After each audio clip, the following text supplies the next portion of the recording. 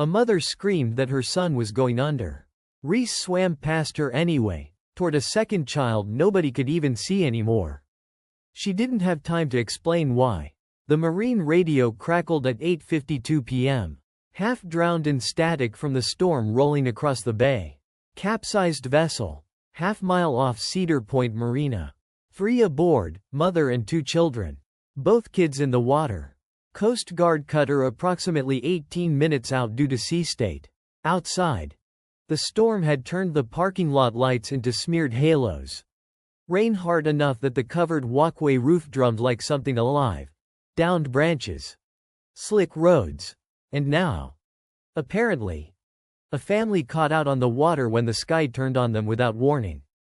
Reese heard it from the med room, and her hands went still over the tray she was prepping. Behind her, the storm threw a fresh sheet of rain against the windows hard enough to rattle the glass, and somewhere down the hall a monitor alarm went off in Bay 2, a routine DSAT that resolved itself before anyone even reached the room. "Calloway, I need you in 3, called Dr. Holloway, the attending on shift, not looking up from his tablet. "Chest pain. 46-year-old male. Vitals 5 minutes ago." Reese moved. She always moved when called, which was exactly why nobody had ever thought to ask why she went quiet at that particular radio crackle. The Marine Band most of the staff simply tuned out as background noise. She stabilized the patient in 4 minutes. Holloway barely glanced at her work before moving on, competent enough to trust her hands, uninterested enough to never once ask what else those hands used to do. The patient, a fisherman named Gerald who'd come in gray-faced after decking his boat too hard in the swell, caught the way Reese's eyes kept flicking toward the hallway speaker every time the Marine Band crackled. "You know boats?" he asked, half a joke, still catching his breath. "Used to," Reese said, and moved the cuff to his other arm before he could ask what that meant. He didn't push, distracted by his own vitals coming back onto the monitor. "Otto still keep his boat 2 slips down from the harbor masters?" Gerald asked, mostly to fill the silence. "Wouldn't know," Reese said, and moved on to the next reading. The marine radio kept talking. "Cutters revising ETA. 15 out. Harbor masters launching their rescue boat. Conditions are ugly." "You're not listening to that for the weather," said Priya, the newest nurse on the floor. "Boat traffic's half our overflow some nights," Reese said, and left it there. At 8:58, the radio traffic changed pitch. 1 juvenile lost from visual. Repeat. 1 child unaccounted for. Harbor master's boat has engine trouble at the breakwater. Reese set down the chart in her hand. "Whatever that is, it's not our call," Holloway said. "Full board tonight. Calloway, focus on the floor. There's a family in the water a half-mile from here and the only boat that could reach them just broke down," Reese said. "And there's a hospital full of people who need a nurse standing right here," Holloway said, already turning away. "The Coast Guard has this. It's their job, not ours. Their cutter's 15 minutes out. That's not a jurisdiction. That's a gap." Holloway finally looked up from the tablet. "Calloway, if you walk out that door on an active shift, you're abandoning your assignment. That's not a warning. That's just what it is on paper. I need you to understand what you're actually choosing before you choose it." It wasn't cruelty. It was, if anything, the most honest thing he'd said to her in 2 years. A real cost, stated plainly, instead of a rule recited without weight behind it. "I understand," Reese said. She said it and walked anyway. Arguing further would have cost time she didn't have and changed nothing about what she was already choosing to do, but for once, at least, she wasn't pretending the choice was free. At 8:59 p.m., she walked out the ambulance bay doors still in her scrubs, and didn't look back. The storm door swung shut behind her hard enough to rattle the frame. Holloway stood there a moment, chart still open in his hand. The number on it suddenly feeling a great deal less urgent than it had 30 seconds earlier, though it would be hours before he let himself admit that out loud to anyone, including himself. The bay was black except for the marina's floodlights catching whitecaps at odd angles. Reese covered the half-mile at a dead run, lungs burning by the time the dock came into view, the storm making every street light flicker and strobe against low cloud. "Ma'am, this is an active rescue scene," a young harbor patrol officer grabbed for her arm. "I can get to them faster than your boat can get fixed," Reese said, already stripping her scrub jacket. "Who exactly are you?" "Someone who can actually swim in this. That's all you need to know right now. And every second we spend on the rest of it is a second that kid doesn't have." The officer's eyes went from her face to the smoking engine behind him and back, doing the fast, ugly math of a man with no good option left on the table. Rain streamed off the brim of his cap in a steady line, his radio crackling with traffic he'd stopped fully listening to. Every scrap of his attention narrowed down to a decision he had maybe 5 seconds left to either stop or allow.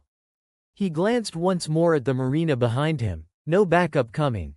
The second harbor boat still a mechanic's radio call away from even starting, and made the only decision that actually made sense in the time he had left to make it.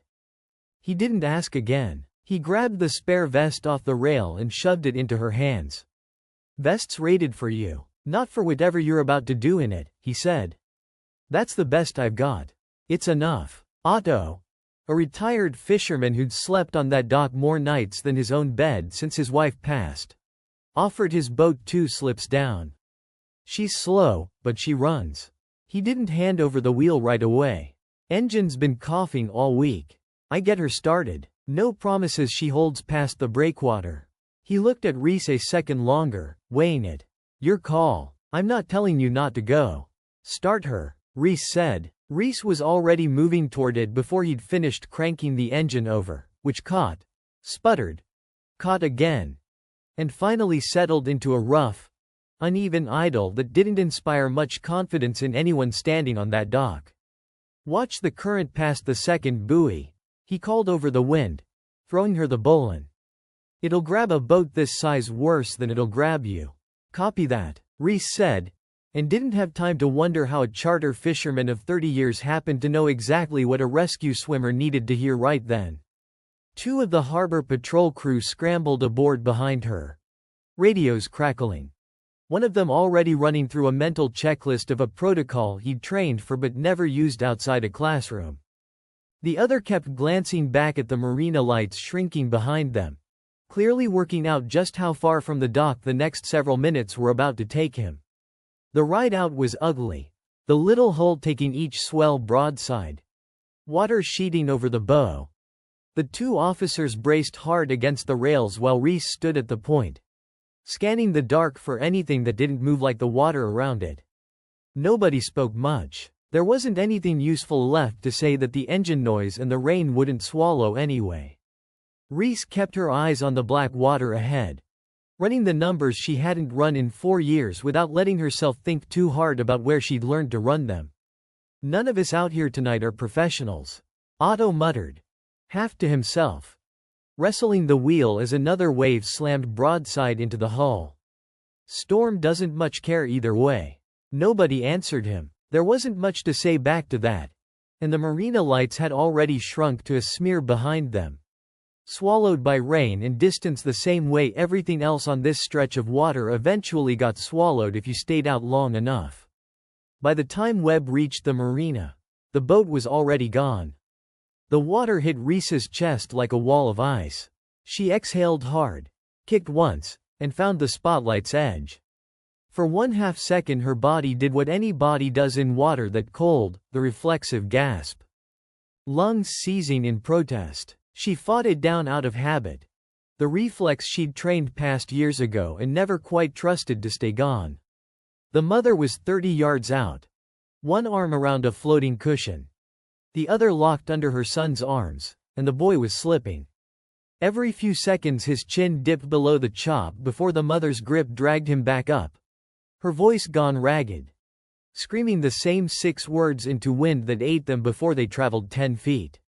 "He's going under. Please, he's going under." The words kept coming, ragged and useless against the wind, and Reese felt every one of them land somewhere she'd have preferred to keep closed off for the length of this one swim. Reese could see him. She could reach him in under a minute. The girl, the one lost from visual 8 minutes ago, she couldn't see at all. Not a shape in the water. Not a flash of color against the whitecaps.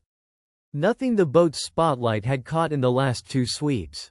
For all Reese actually knew. Standing in that water with her heart slamming against her ribs. The girl might already be past the point where finding her meant anything. For one long second, Reese's whole body wanted to go straight for the voice.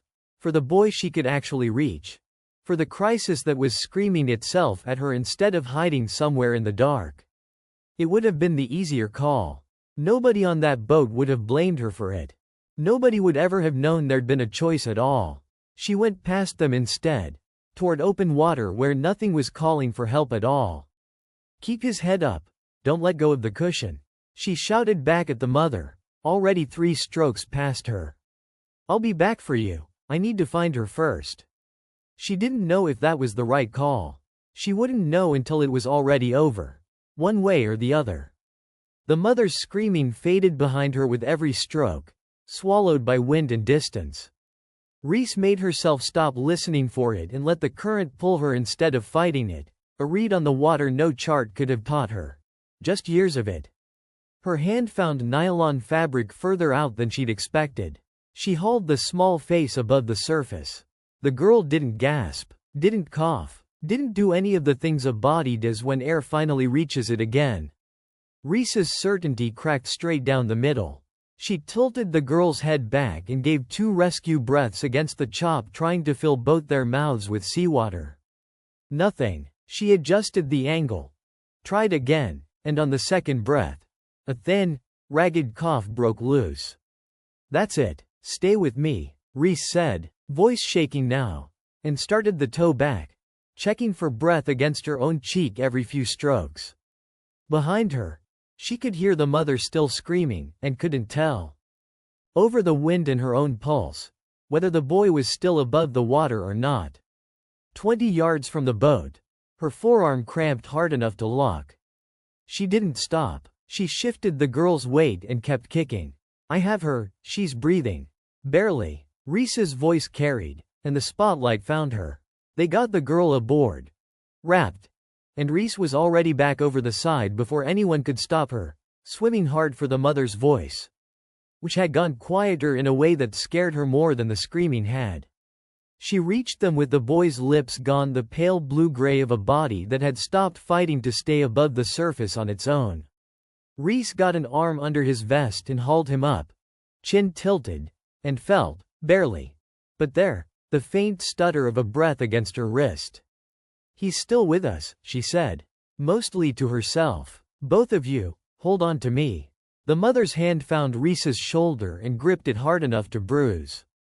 Not letting go even once the boat's crew had both of them halfway over the rail, as if some part of her still didn't trust the water to give either of them back for good.